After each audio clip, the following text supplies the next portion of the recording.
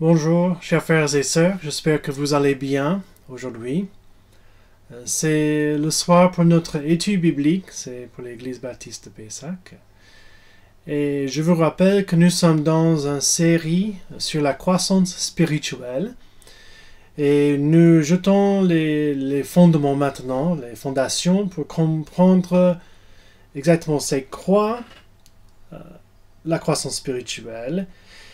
Et dans notre étude maintenant, ce que nous faisons, c'est on étudie comment les aspects différents des facettes de notre salut contribuent à notre croissance spirituelle. Ce soir, nous allons considérer ensemble la purification et la croissance spirituelle. Je vous rappelle que quand nous parlons de notre croissance spirituelle, elle est liée à notre salut. Et on a dit qu'on peut regrouper les aspects différents de notre salut sous ces 5 natures. La nature familiale, émancipatrice, relationnelle, judiciaire et rituelle. Et ce soir, nous considérons la purification. Comment le fait que nous sommes purifiés en Jésus-Christ, comment cette idée peut nous aider à croître. Et juste un rappel que notre salut, c'est pas comme un paquet qu'on peut acheter de Dieu par notre foi. Et on peut prendre avec nous, et donc parce que nous avons donné la foi, nous avons le salut. C'est pas exactement ça. Notre salut, c'est dans une personne, c'est en Jésus-Christ. Et c'est notre relation avec lui qui assure notre salut. Et donc, quand nous sommes liés à Jésus, comme ça, nous sommes attachés par la foi à Jésus, nous trouvons en Jésus, comme dit Paul et le Nouveau Testament, nous avons toutes les bénédictions qui se trouvent en Jésus.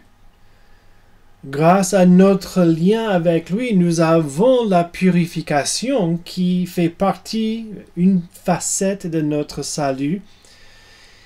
Et c'est en relation avec Jésus-Christ que nous avons tous ces aspects de notre salut. Et c'est en relation de Jésus-Christ que ce salut produit en nous la croissance spirituelle. Le progrès dans la vie spirituelle, ce qui est la vie de Jésus-Christ en nous. Et juste avant de regarder les passages, c'est quoi exactement la purification? D'accord? On a donné cette définition.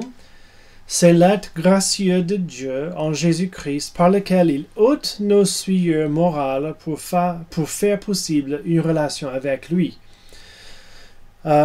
Attention, quand nous parlons de la purification maintenant, nous ne parlons pas de ce qu'on veut devenir, de devenir pur en se dépouillant de toutes ces impuretés de la vie et de notre caractère.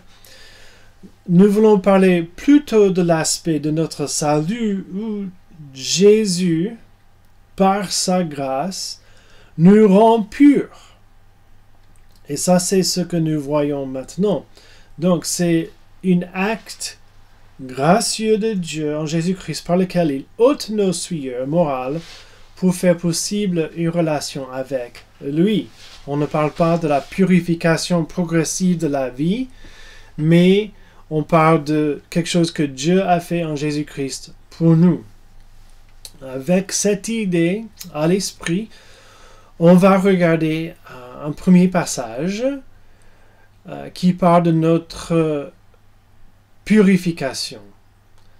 Et ce passage vient d'Éphésiens chapitre 5, les versets 25 à 27.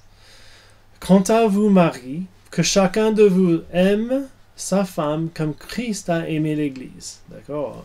Bien sûr, ce passage se trouve dans une section où Paul donne les conseils, en fait plutôt les ordonnances pour les hommes et les femmes pour avoir un mariage qui reflète l'évangile de Jésus-Christ. Il dit, voici comment Jésus a aimé l'Église. Il a donné sa vie pour elle, afin de la rendre digne de se tenir devant Dieu après l'avoir purifiée par sa parole, comme par le bain nuptial.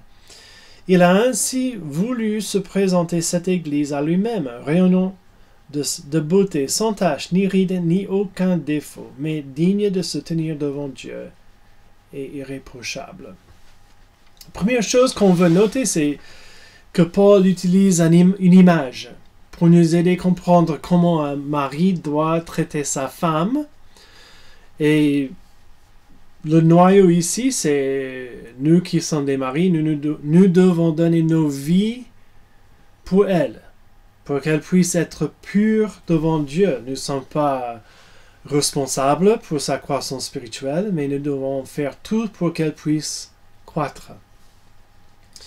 Mais ce que nous voulons tirer de ce passage, c'est plutôt cette idée que Jésus s'est donné pour elle afin de la rendre digne de se tenir devant Dieu.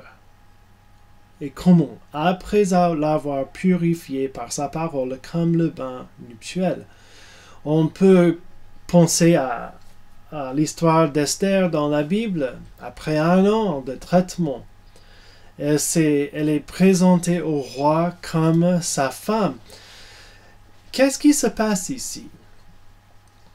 Le verset 27 nous dit, « Si on prend l'Église comme elle est en elle-même, sans le travail du Seigneur, elle ne rayonne pas de beauté, elle a des taches, des rides et des défauts.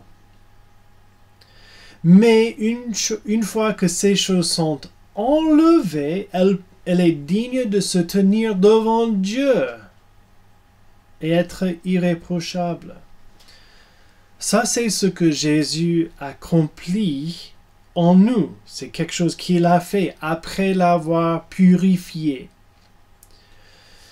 Et ce qu'on veut tenir d'ici, c'est que quand nous pensons à notre purification fait quelque chose pour nous. Elle nous délivre de la honte devant Dieu.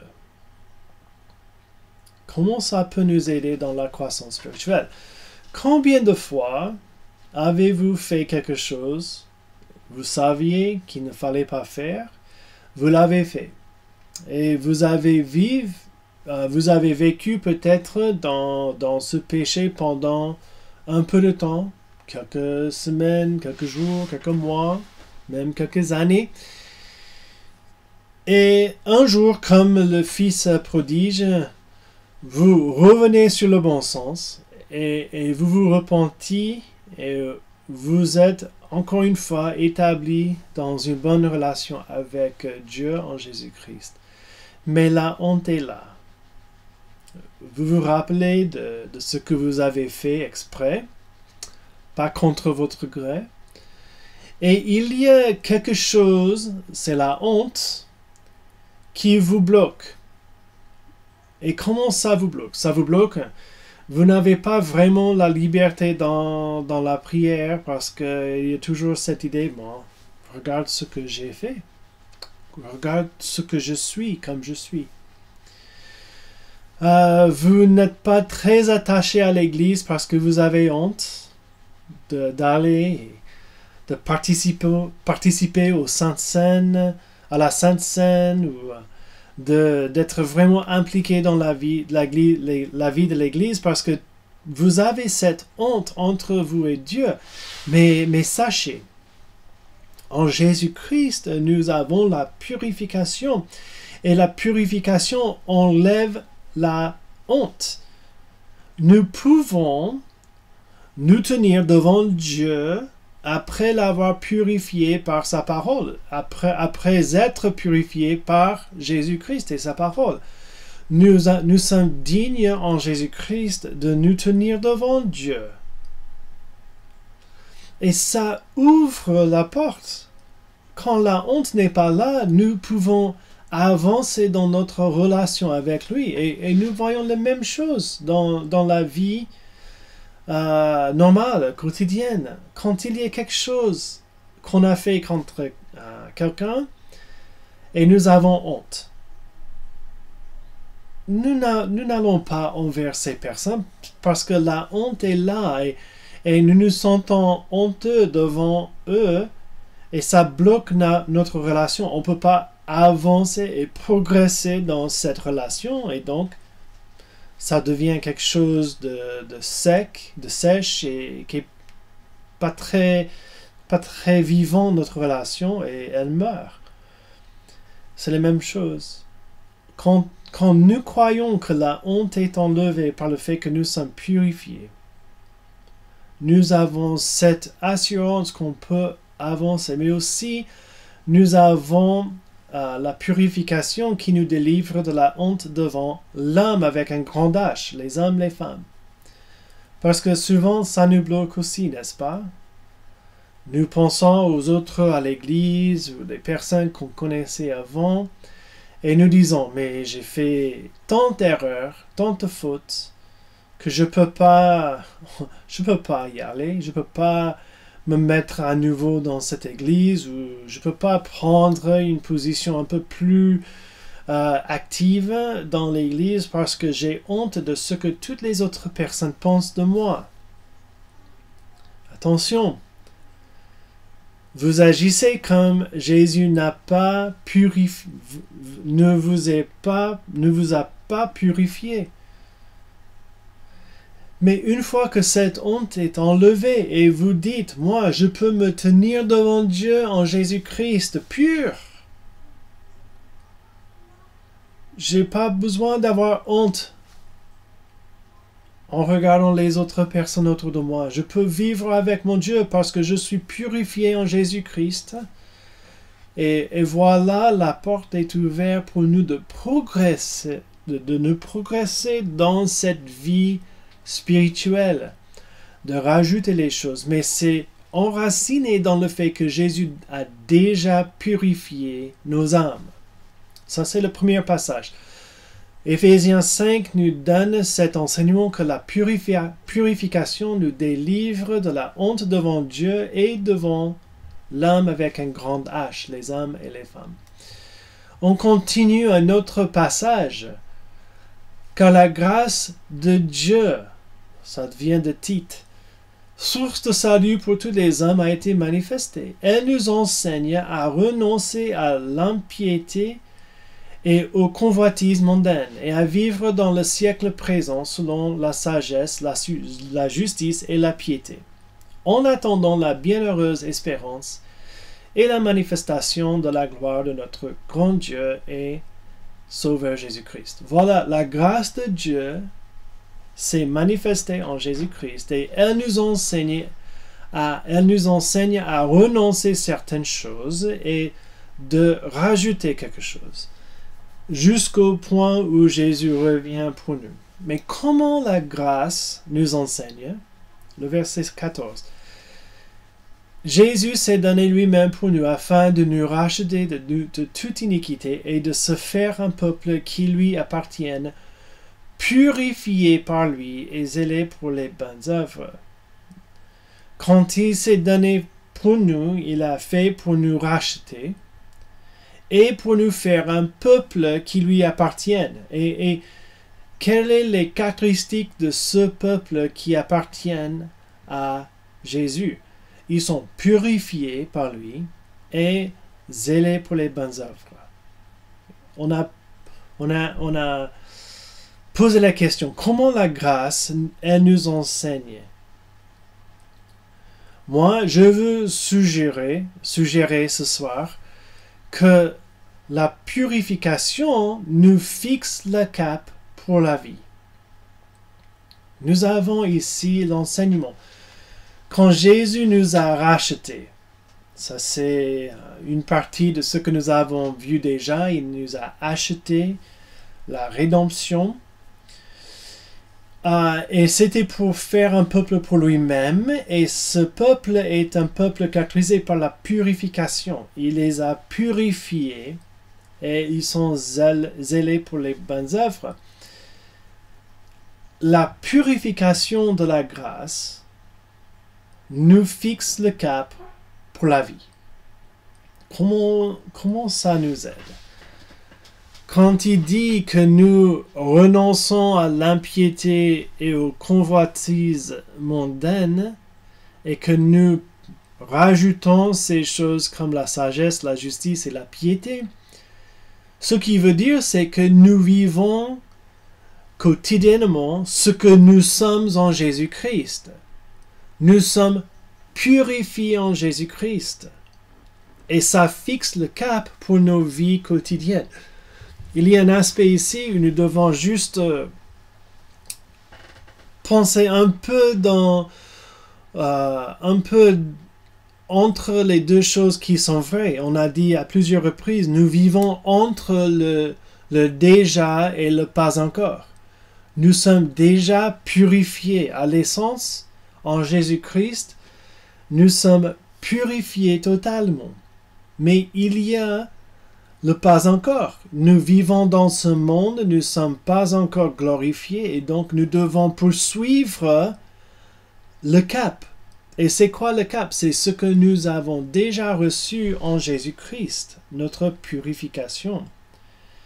Et comment ça nous aide? Quand nous pensons, on peut penser même dans la vie normale, une personne qui se dit, moi je suis bête, j'ai pas de sagesse, une telle personne va vivre comme elle est bête et sans sagesse. Une personne qui a une vision de soi-même, je suis méchant, je suis une personne brute, impolis, ils vont vivre de cette manière parce qu'ils n'ont pas vraiment une autre façon de considérer soi-même. Si on dit aux gens, comme on dit aujourd'hui, vous n'êtes rien qu'un animal, évolué, bien sûr, mais vous êtes un animal. Les personnes qui le prennent et qui disent « Moi, je ne suis pas mieux que les autres animaux, hein. Je suis comme eux », ils vont vivre selon leur perception de ce qu'ils sont. En Jésus-Christ, si nous disons « Nous sommes purifiés par Dieu », ça va affecter comment nous vivons jour après jour après jour. Si je suis toujours en train de réfléchir sur le fait que Dieu m'a rendu pur en Jésus-Christ, quand j'ai des choix entre ce qui est pur et impur, ou un peu pur mais pas trop, c'est ce que je suis en Jésus qui va m'aider à fixer le cap pour ma vie. Non, je suis purifié par Dieu. Pourquoi je vais choisir ce qui est impur? C'est notre vision de ce que nous sommes en Jésus-Christ qui va nous aider à vivre pour Jésus-Christ. Donc, quand on parle de cet acte gracieux de Dieu en Jésus-Christ, que nous sommes purifiés, ça nous aide dans les décisions quotidiennes. Est-ce que je regarde ça? Est-ce que je dis ça? Est-ce que je réfléchis sur ça? Est-ce que je lis ça? Est-ce que je fais ça? Non, ils sont des choses qui ne sont pas pures. Non, je laisse tomber parce qu'en Jésus-Christ, je suis pur. Et je ne veux pas agir contre la pureté que j'ai en Jésus-Christ. Un troisième passage, ok? Car si le sang des taureaux et des boucs et la cendre d'une vache répandue sur ceux qui sont souillés sanctifie et procure la pureté de la chair, combien plus le sang de Christ qui, par l'Esprit éternel, s'est offert lui-même sans tache à Dieu, purifiera-t-il votre conscience des œuvres mortes, afin que vous serviez le Dieu vivant. Quel beau passage qui parle de comment Jésus est mieux que les sacrifices et que les sacrificateurs de l'alliance mosaïque.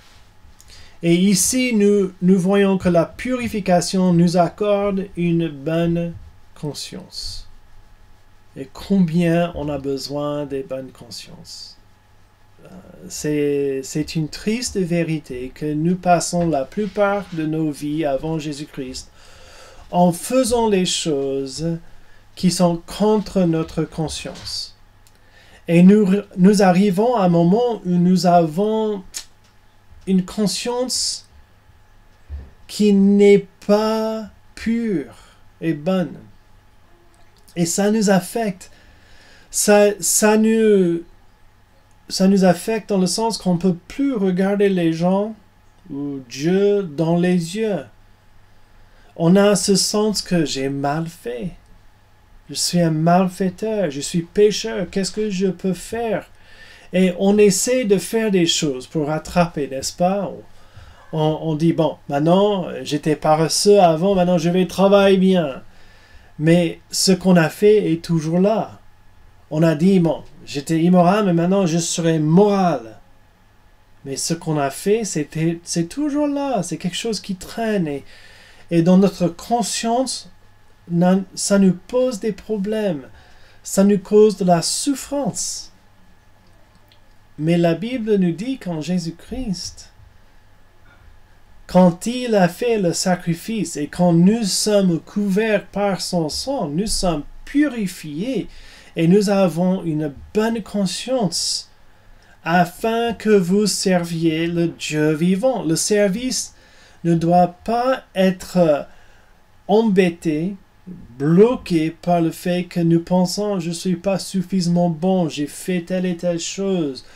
Vous ne savez pas combien de fois je suis chuté, je suis chancelé. Non, en Jésus-Christ, nous sommes rendus purs. Et nous devons accepter ça par la foi qu'en Jésus-Christ, nous avons une bonne conscience. Nous pouvons être lavés en Jésus-Christ par la foi. Et devant Dieu avec une bonne conscience, et devant les autres avec une bonne conscience, on peut dire oui, j'ai mal fait, je confesse, je n'essaie pas de cacher, mais je suis plus défini par ce que j'ai fait, je suis défini par ce que je suis en Jésus-Christ. Et moi, je suis purifié. Et avec cette bonne conscience, nous avons maintenant une conscience qui peut discerner entre ce qui est bon et ce qui n'est pas bon. On se dit, est-ce que je veux faire à nouveau quelque chose qui me donne une mauvaise conscience? Non, je veux vivre selon la conscience que j'ai en Jésus-Christ. Pure et forte et bon. Pour que je puisse regarder aux autres et dire, je suis purifié en Jésus-Christ. Ma conscience, elle est claire en Jésus-Christ. Et ça m'aide à prendre des bonnes décisions aujourd'hui. Le quatrième passage qu'on veut considérer ensemble ce soir, c'est... avant de regarder, je voulais juste lire ce passage, cette phrase qui m'a touché de la vie du livre La vie de la foi par William Romaine. C'est la fonction de la foi comme une main ou un instrument, après avoir une première fois reçu Christ, de recevoir continuellement de sa plénitude. Pourquoi j'ai inclus cette citation? Parce que vous dites peut-être d'accord, j'ai cru en Jésus-Christ, mais franchement, il ne me semble pas que ma conscience, elle est bonne. Elle est purifiée. En fait, j'ai trop de choses sur ma conscience. Et ce que je vous dis, c'est que si vous n'avez pas ce sentiment, c'est pas grave. Vos sentiments ne changent pas la vérité. Le problème, c'est que vous devez, par la foi, recevoir continuellement de la plénitude de Jésus-Christ. Jésus-Christ a une bonne conscience. Et en Jésus-Christ, nous avons une conscience purifiée. On ne doit plus vivre sous une mauvaise conscience. Les sentiments oubliez vos sentiments. Exercez votre foi en Jésus-Christ pour que vous receviez continuellement de sa plénitude, y inclut la purification de votre conscience. Et le quatrième passage maintenant, 1 Pierre. Ayant purifié vos âmes en obéissant à la vérité pour avoir un amour fraternel sincère. Et en obéissant à la vérité, c'est la foi. Pour avoir un amour fraternel sincère, aimez-vous ardemment les uns les autres de tout votre cœur, puisque vous avez été régénérés non par une semence corruptible, mais par une semence incorruptible, par la parole vivante et permanente de Dieu. Ce que nous tirons de ce passage, c'est que la purification nous dynamise par amour pour les autres. Est-ce que vous avez noté ici? Ayant purifié vos âmes. Comment? C'est par la foi, pour avoir un amour fraternel sincère. Aimez-vous ardemment. Jésus a dit qu'on peut résumer la loi en disant qu'il faut aimer Dieu avec tout notre être, il faut aimer les autres comme soi-même. Paul a dit, si nous aimons les autres comme soi-même, nous allons observer toute la loi de Christ. La loi de Christ, selon Paul en Galates, c'est qu'on aime les autres comme soi-même. La purification de nos âmes en Jésus-Christ, c'est ce qui nous dynamise pour cette vie d'amour. Et donc, la purification est importante pour notre vie en Christ, notre vie spirituelle. Comment croître? On pense que nous sommes en Jésus-Christ. Nous acceptons cette vérité. Nous disons, d'accord, je suis en Christ. Je suis donc purifié. Je peux maintenant aimer les autres. Comment la purification aide l'amour des autres, qui est notre vie spirituelle, la croissance dans notre vie spirituelle. Quand nous sommes impurs, nous aimons les mauvaises choses. Nous avons le désir de poursuivre notre désir, notre satisfaction, notre joie dans les autres choses. Mais la purification, quand tout cela est enlevé, maintenant nous avons la pureté qui nous dirige envers ce qui donne la joie et ce qui donne la satisfaction. Et on le trouve en Jésus-Christ et on trouve que maintenant on a le cœur pour servir les autres et pour dynamiser et ça dynamise notre amour pour les autres, et en aimant les autres comme nous-mêmes, nous voyons que nous grandissons dans la vie spirituelle, et c'est comme ça qu'on veut penser ici. Donc, juste un rappel, la purification selon le premier passage, elle nous donne quoi? Elle nous donne un lien avec Dieu qui enlève la honte. Rien pour nous empêcher. Nous sommes dynamisés pour l'amour, pour les autres. Nous avons une bonne conscience. On peut aller devant Dieu et rien pour nous embêter devant lui. Et étant purifiés par Jésus-Christ. Et on veut, en mettant l'attention sur tout cela, on veut vraiment progresser dans la vie spirituelle en pensant, moi je suis purifié, ça me donne le cap pour ma vie. J'ai plus de honte, j'ai une bonne conscience, je suis dynamisé par la pureté pour servir les autres. Et en méditant sur cette purification, nous avons tout ce qu'il faut en Jésus-Christ pour croître et pour vivre la vie spirituelle. Mes chers frères et sœurs, on va prier que Dieu nous aide à se réjouir dans cette purification et que cette purification nous dynamise pour une vie vibrante en Jésus-Christ et pour sa gloire. Prions ensemble. Père Céleste, nous prions que tu nous aides de ne pas oublier qu'en Jésus-Christ nous sommes purs, totalement purs, en conscience, les souillures enlevées, la honte enlevée, le CAPS établi pour nous, et que nous sommes dynamisés par cette pureté pour faire tout ce qu'on doit faire pour toi. Crée en nous la vie quotidienne qui reflète cette pureté. Et nous prions dans le nom de Jésus. Amen. Mes frères, chers et sœurs, j'espère que vous allez bien dans le Seigneur et qu'il va nous aider à vivre pour sa gloire. Amen. À bientôt et au revoir.